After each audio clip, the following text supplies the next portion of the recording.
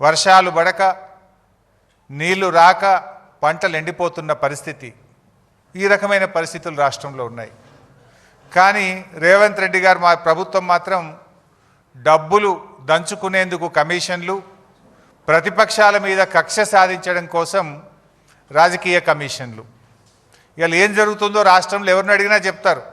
Finance డిపార్ట్మెంట్లో bill pass కావాలంటే 10%, 12% కమిషన్లని కాంట్రాక్టర్లే సెక్రటరియట్లపై ధర్నాలు చేస్తున్నారు. ల్యాండ్ కన్వర్షన్ కావాలంటే కమిషన్లు, బిల్డింగ్లకు అనుమతి రావాలంటే కమిషన్లు. మొత్తం కూడా ఈ రాష్ట్రంలో అంతా కమిషన్లమయం చేసినారు.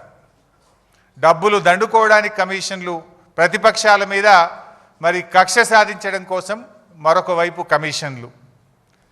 ఈరోజు రెండు పార్టీలు, కాంగ్రెస్ బీజేపీలు ఇద్దరూ కలిసి కుట్ర చేస్తూ ఉన్నారు.